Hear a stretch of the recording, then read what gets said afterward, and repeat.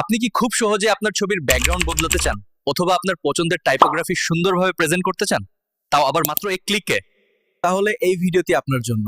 আজকে আমি আপনাদের দেখাবো কিভাবে আপনি ফটোলিপ অ্যাপ ব্যবহার করে সিনস ফিল্টারের মাধ্যমে ব্যাকগ্রাউন্ড চেঞ্জ করতে পারেন। ফটোলিপ একটা স্মার্ট ফটো এডিটিং অ্যাপ যা অ্যান্ড্রয়েড এবং আইওএস দুইটা প্ল্যাটফর্মে পাওয়া যায়।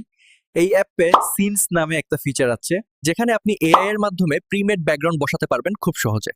এটা আপনার ছবির মুখ বা মেইন সাবজেক্ট চিনে নিয়ে অটোমেটিক্যালি ব্যাকগ্রাউন্ড পরিবর্তন করে দেয়। তো চলুন শুরু করি। এই ভিডিওতে আমি দুটি প্রজেক্ট দেখাবো। এক হচ্ছে ছবির ব্যাকগ্রাউন্ড পরিবর্তন, আরেকটি হচ্ছে টাইপোগ্রাফি প্রেজেন্টেশন। সো প্রথমে আমরা টাইপোগ্রাফির কাজটি দেখব। এর জন্য প্রথমে আপনি ফটোলিপ অ্যাপটি ওপেন করুন, তারপর ফটো এডিট আইকনে ক্লিক করে আপনার ফোনের গ্যালারি থেকে একটি লেখা বা টাইপোগ্রাফির ছবি সিলেক্ট করুন। ছবি সিলেক্ট করার পরে নিচে কিছু অপশান দেখতে পাবেন, সেখান থেকে ফিল্টারে যান এবং ডান দিকে একটু স্ক্রল করলেই দেখবেন সিনস অপশনটি পাবেন, সেটি সিলেক্ট করুন। এখানে আপনি দেখতে পাবেন বিভিন্ন সিন, যেমন beach, forest, Galaxy, sunset city, vintage room ইত্যাদি। কোনো একটি সিনে ক্লিক করলেই দেখবেন মুহূর্তের মধ্যে আপনার টাইপোগ্রাফির ব্যাকগ্রাউন্ড পরিবর্তন হয়ে যাবে। এআই এখানেও ব্যাকগ্রাউন্ড শনাক্ত করে নতুন ব্যাকগ্রাউন্ড বসিয়ে দেয়। এখন আসি ছবির ব্যাকগ্রাউন্ড পরিবর্তনের ক্ষেত্রে। এটি আপনি দুইভাবে করতে পারেন, এক সিনস অপশনের মাধ্যমে, দুই চেঞ্জ ব্যাকগ্রাউন্ড অপশনের মাধ্যমে। তাহলে প্রথম পদ্ধতি দিয়ে শুরু করি, যেটা হচ্ছে সিনস অপশনের মাধ্যমে দেখা। ফোনের গ্যালারি থেকে একটু ছবি সিলেক্ট করুন, তারপর সিনস অপশন সিলেক্ট করুন। আপনার পছন্দ মতো একটি সিনে ক্লিক করুন, ব্যাকগ্রাউন্ড সঙ্গে সঙ্গে পরিবর্তন হয়ে যাবে।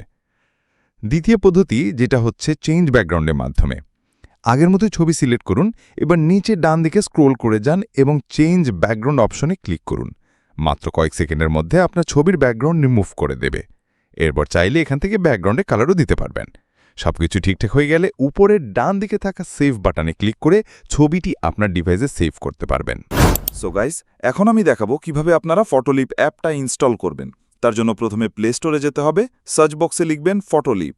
এখান থেকে আপনারা যদি ইনস্টল করেন তাহলে প্রিমিয়ার অনেক ফিচার ফ্রিতে ব্যবহার করতে পারবেন না। সো আমার পরামর্শ থাকবে আপনারা প্লে স্টোর থেকে এটা ইনস্টল করবেন না। ভিডিওর ডেসক্রিপশন বক্স অথবা কমেন্টে একটা লিঙ্ক পাবেন, আপনারা জাস্ট ওই লিঙ্কে ক্লিক করবেন অথবা লিঙ্কটি কপি করবেন।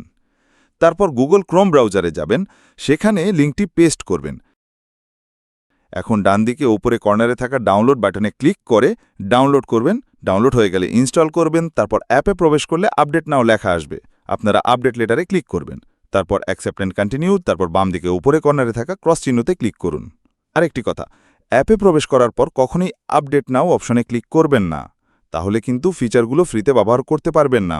এভাবেই আপনারা ফটোলিপের সব দারুণ ফিচার একদম ফ্রিতে উপভোগ করতে পারবেন। আর হ্যাঁ, ভালো আউটপুট পাওয়ার জন্য কিছু টিপস আছে।